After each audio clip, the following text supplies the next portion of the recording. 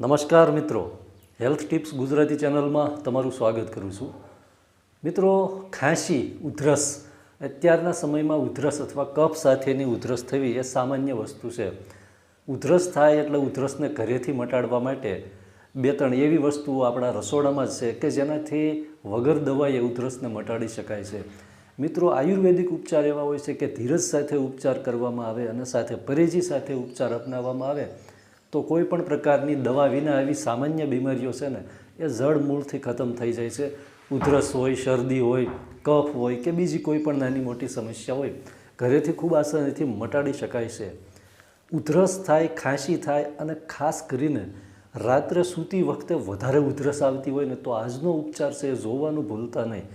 કેમ કે જે લોકોને ઉધરસ હોય અને રાત્રે વધારે ઉધરસ આવતી હોય એટલે ઊંઘમાં વારંવાર ખલેલ પહોંચે છે, ઊંઘ છે એ બગડે છે, ઊંઘ પૂરી ન થાય ઉધરસને કારણે.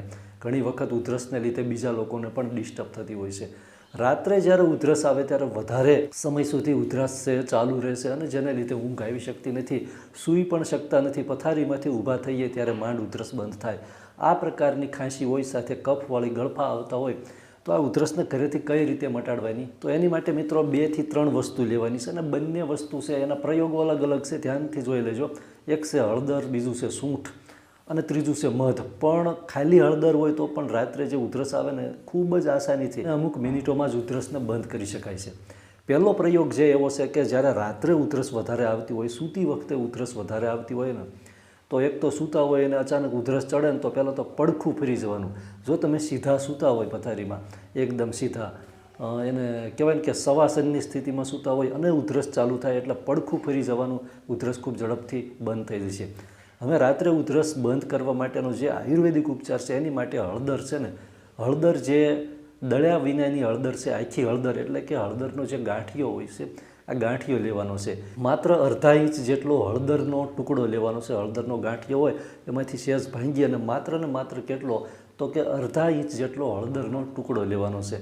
આ ટુકડો છે એને તાવડી ઉપર સહેજ શેકી લેવાનો, સહેજ ગરમ કરવાનો. કાળો પાડી દેવાનો નથી અથવા તો બાળી દેવાનો નથી, પણ સહેજ ગરમ કરી લેવાનો છે. આ ટુકડો છે ને મોંમાં રાખી અને સૂતી વખતે એ રીતે સૂઈ જવાનું છે. ટુકડો હળદરનો મોંમાં રાખવાનો છે. રાત્રે તમને સૂવો છો ને સૂતી વખતે જે ઉધરસ આવતી હોય ઉધરસ 100% બંધ થઈ જશે. રાત્રે ઉધરસ આવતી હોય, ઉધરસ પરેશાન કરતી હોય ને, ઊંઘ બગડતી હોય ને, આ રાત્રે આવતી ઉધરસ માત્ર ને માત્ર હળદરના એક નાનકડા અડધા ઇંચ જેટલા ગાંઠિયો છે ને એ શેકીને મોંમાં મૂકવાથી ઉધરસ 100% બંધ થઈ જશે. સાથે સાથે સવારે ઉઠીને પણ આ જ પ્રયોગ કરવાનો છે.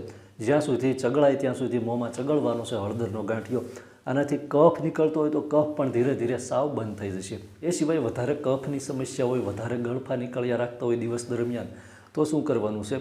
અડધી ચમચી જેટલી હળદર લેવાની છે, 1 ચમચી જેટલું દેશી મધ લેવાનું છે, 1 ચપટી સૂંઠનો પાવડર લેવાનો છે અને 3 દાણા કાળા મરીના લેવાના છે. કાળા મરીના દાણાને વાટીને ભૂકો કરી અને બધી જ વસ્તુ છે એને ભેગી કરી દેવાની, મિશ્રણ બનાવી અને એકદમ મિક્સ કરી દેવાનું. મધની અંદર બધી જ ઔષધિઓ છે બરાબરની મિક્સ થાય ત્યાં સુધી મધને ચમચીની મદદથી હલાવ્યા રાખવાનું છે.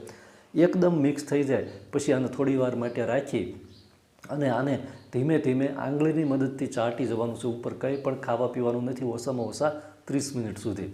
દિવસ દરમિયાન ફ્રીજની વસ્તુ કે મેંદાવાળી કે તીખી અને તળેલી વસ્તુ ઓછી ખાવાની. ફ્રીજની વસ્તુ બિલકુલ કોઈ પણ વસ્તુ ફ્રીજમાં રાખેલી નથી ખાવાની.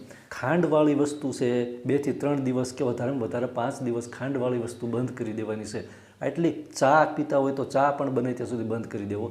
આટલી ખાલી પરેજી રાખવાની છે અને દિવસ દરમિયાન ઠંડુ પાણી નહીં પણ હુંફાળું પાણી છે, હુંફાળું પાણી છે એ પીવાનું ચાલુ રાખવાનું છે.